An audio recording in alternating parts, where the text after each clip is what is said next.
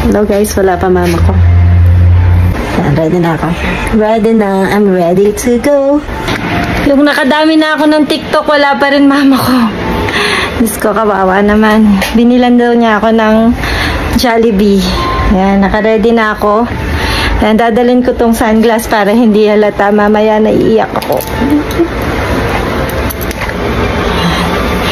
O, hindi na halata. Kasakit na. See you, Tinasma. Love you. Sa bawat pag-alis, may masaya, may malungkot. Kaya, ay, nako, hindi pa pwedeng masaya na lang.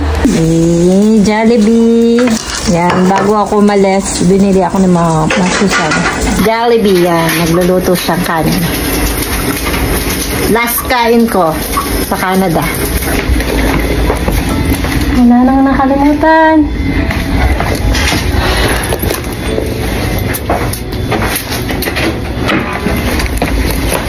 Ay! Agad.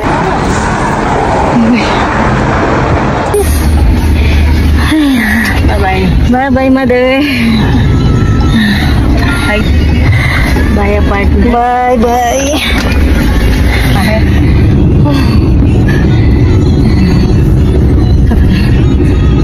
Guys, bye-bye, Canada. Napansin niyo ba na puro ako bye-bye? Siguro dahil nga hindi na ako makakabalik. Parang alam ko na ang mangyayari. Usapan lang namin ng asawa ko na mag-a-apply ako dito sa Pinas. Pero ayun na nga, pinamigay na yung LMIA ko. Kaya bye-bye Canada na talaga. Yeah, mother, bye-bye. Ay, let's go. Ako rin yung Canada, mother. Bye-bye, mother. Bye-bye, Joy. I miss you. Walang iiyak, babalik ka naman. Ako uuwi. Oy, mother, bye-bye. Ay, grabe. Buti maranong ka to, oh. Ayan, guys.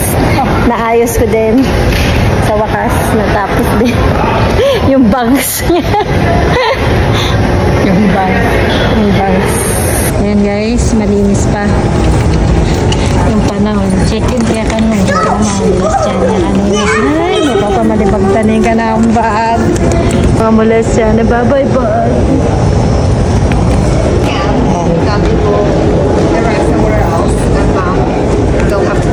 Grabe yan. Kanta ka na. Hindi pong kanta mo ngayon. Ayan dyan. Diyan. Baon siya.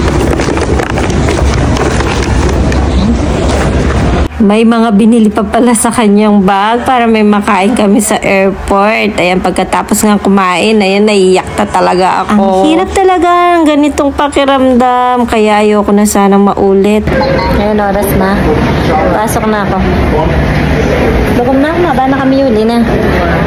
Pero wala ka naman magawa kasi yung asawa ko at mama ko ay nasa abroad. Ganito talaga siguro yung kapalaran namin. Pero sana dumating yung panahon na wala nang kailangan umalis. Ay, pag dumating ang araw na yon, ako na ang pinakamasayang tao sa buong mundo. Ang hirap kayang malayo sa mga taong mahal mo tapos wala kang magawa. Ito nga at napatiktok ko na nga yung mama ko sa likod kay Pamukening Gulo. Nai-reels ko na nga yung mga TikTok namin yan. Sobrang saya. Bago man lang ako umalis, may mga alaala kaming maiiwan ko sa mama ko at dadalhin ko pa uwi ng Pilipinas.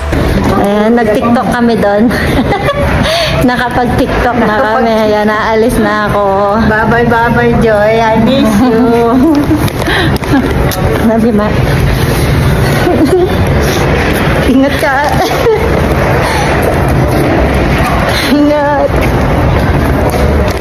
Sagdi mo magsalami ko. Antay tanghay. Sige. Paliko naman eh. Sino kita rin na ako? Sige, bye-bye. Bye-bye. Love you. Bye-bye. Ingat ka na. Sige. Sige na. Sige na. Sige na. Bye-bye. Ingat ka na. So you have water?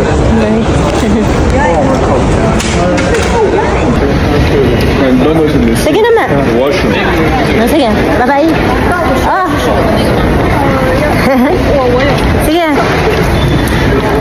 Boarding pass.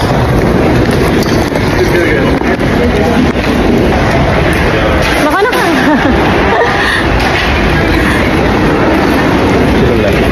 Ayun, tapos na ako. Boarding pass. Ay, naka. Ingat ka, mother. Ilang oras nga yung biyahe ko. Diyos ko, may kitipiran kami ng aking ticket. 8 hours nga yung biyahe ko. Ang dami ko ring layover. Pero okay lang yan. At least makakauwi na ako ng Pinas. Ilang oras lang naman ang biyahe papuntang Vancouver. Tapos, next ko ay Singapore. Tapos, buti na lang yung nabili namin ticket hanggang Pampanga na. 38 hours nga yung biyahe ko. Ayan, mangyak-ngiyak pa ako sa loob ng airport. No ko, din pilik mata ako. Iwasan ko lang. Kahit matagal ang biyahe, at least na ako matraffic King Manila. Ayan nga at kumain. Nagmerienda kami dito sa airport at gusto ko matulog kaso sobrang sakit sa tenga. Ito nga, ang pinakaayaw ko kapag sumasakay sa aeroplano, yung tenga ko sobrang sakit. Sama na kita sa vlog ko. Hi, thank you. Okay, bye-bye. Oo nga. Sige, bye-bye. Ay, Rugo, bala mo, sikat ko namang vlogger. Anyway, ayan na nga, at lalabas na kami sa Vancouver. Naghiwalay na kami ng katabi ko. First time ko nga dito sa Vancouver, kaya puro tanong nga ang nangyari. Nung papunta nga ako sa Calgary yung layover ko, hindi ako dumaan dito sa Vancouver, kaya hindi ko alam paano pa sikot-sikot dito. Sobrang laki at sobrang ganda nga dito sa Vancouver. Ayan, puro video nga ang ginagawa ko at puro picture. Puro lakad nga yung ginawa ko, pero bakit eko pa rin miraras? Akala ko nga naliligaw na ako. Ang laki-laki nga ng airport dito, pero bakit walang gaanong tao? Kaya tuloy ayan, wala akong mapagtanungan. Kahit pa sana, mga nosebleed ako, magtatanong ako, kaso ba't ala akong apapagtanungan o talalo din tao, Kenny? Sa haba ng lakaran, at may sakit kubitis, kaya sumasakay na ako dito. Sobrang sakit sa tenga. Grabe. Hanggang ngayon, ramdam ko pa rin ang sakit ng tenga ko. Ilan pang layover, ilan pang sakay sa aeroplano ang gagawin ko. Ay, no, kaya mabusbos sa balog ko. Every time na dumadaan ako sa duty free, ay, ginagawa ko yan. Mag-spray pa banglo. Sobrang bango kasi. Siyempre, wala naman akong balak bumili. No, yan, patingin-tingin lang. Kakamal kaya. Ito guys, bawat nag-stop ako, nagpipicture ako. Sayang, hindi na ako makakabalik dito. Okay, mag-wish na ako. May barya pa kaya ako?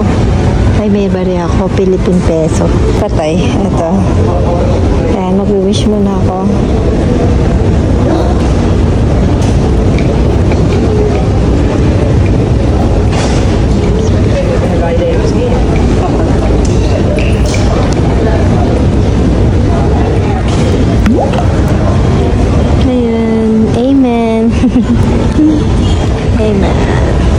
Ano man yung ini-wish ko, sana magkatotoo. Siyempre, wala naman akong ibang hangad kundi ang kalusugan at mahabang buhay para sa amin ng pamilya ko. Basta wala lang nagkakasakit, yun lang sapat na para sa akin. Ang ganda nga ng lugar dito, kaya medyo natagalan ako sa pagbivideo ko. Akala ko nga, malapit na ako dyan, pero bakit hanggang ngayon, hindi pa ako nakakarating?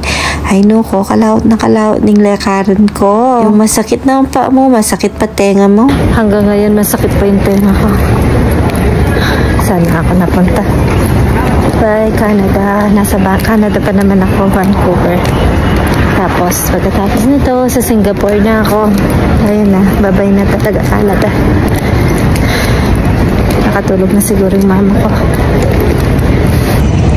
Hindi pa rin ako nakarating. 65, 67, 66, ayan. Wow, ganda. Picture mo ako. Ganda. Ayan. Hanggang ngayon, di pa ako nakakarating. 67. Isa na lang. Ayun, 66. Nakikita ko na.